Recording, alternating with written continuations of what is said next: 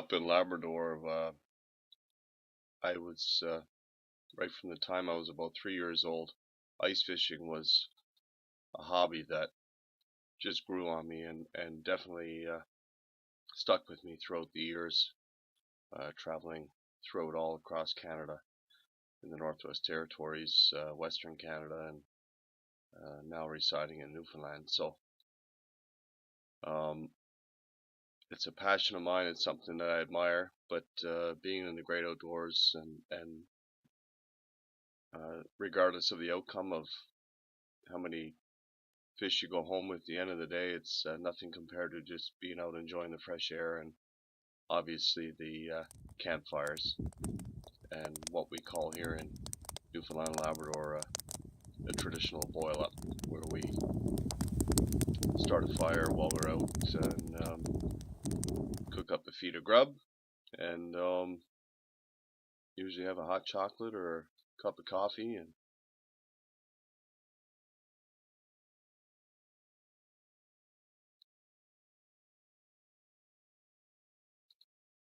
one of the first brook trout caught this winter, an 18-inch brook trout, and it was tasty.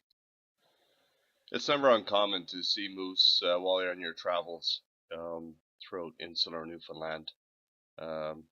Moose population is quite sustainable here. This fellow was well on its way.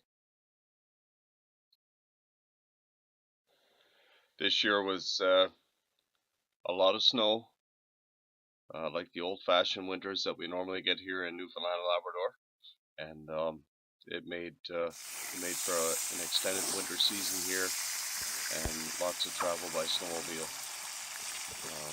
This was earlier in the season, and we got to enjoy some great outdoor activities.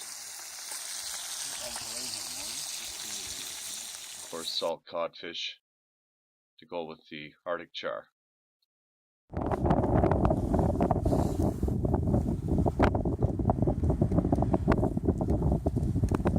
Nice colors.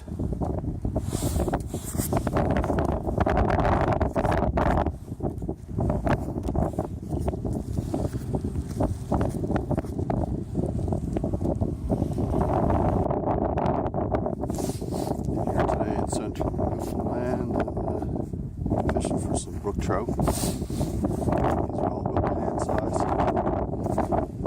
9 there. Really nice colors. Really nice colors on in this particular pond.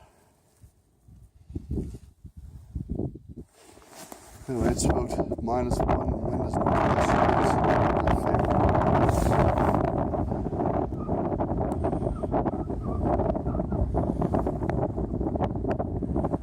anyway, just thought I'd do a brief video and share. With significant snow, you really had to be careful traveling in the backcountry. You can end up in some pretty difficult situations in open brooks and open country, and you get yourself wet, and you've got some issues too, because like I say, you're hours away from any cabin or nearby civilization. So you really had to be careful when traveling in the backcountry, especially with winter like we have with significant snowfall. So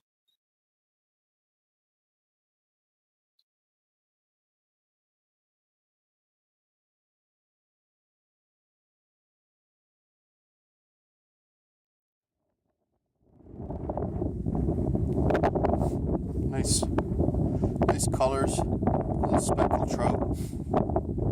Good pan size.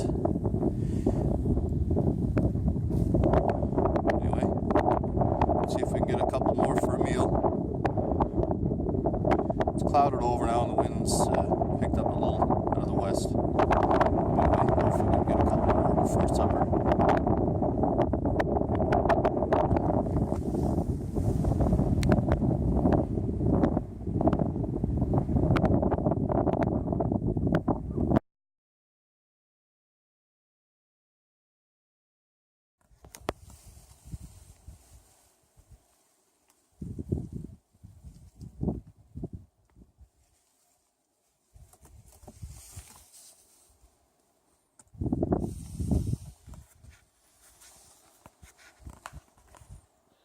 later in the ice fishing season, I decided to head across the other side of the lake and try my luck with some Arctic char. No luck, but got to see a couple of coyotes and some lynx tracks. Nice to see.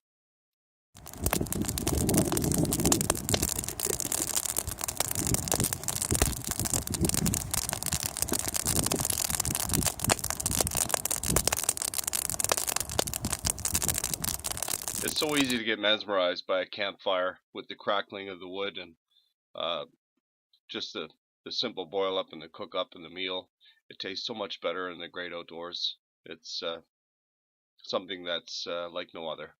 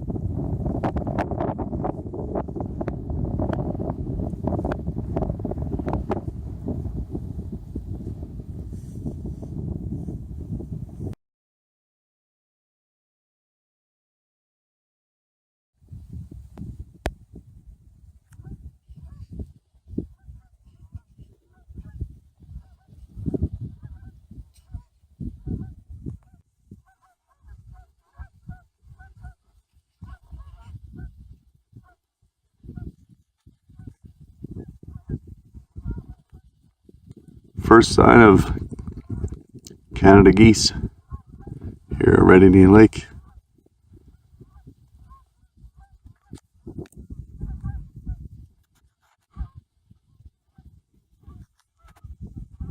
And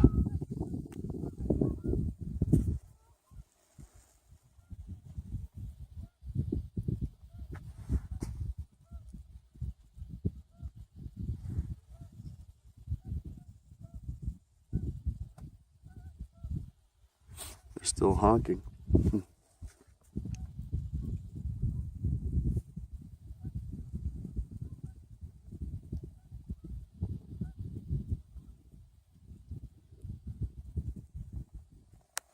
It's a good sign. I guess spring has officially arrived now that the geese are here. The sound of running water over the rocks and waterfalls, etc. It's so mesmerizing, so peaceful, and if I had a cabin at this location, I'd sleep well every night.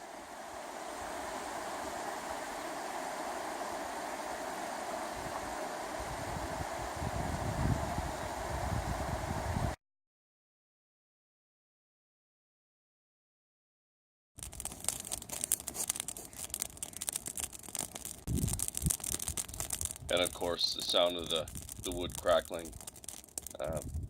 It makes for a great day in the outdoors. There's nothing better. As you can see, clear blue skies, very little wind, and we're sheltered. We had a great boil up that day. I got to enjoy this with my parents, and we had an amazing day in the backcountry. Couldn't ask for a better day, actually, to be the last day in the backcountry, enjoying the snow. It's like April 21st, so great day.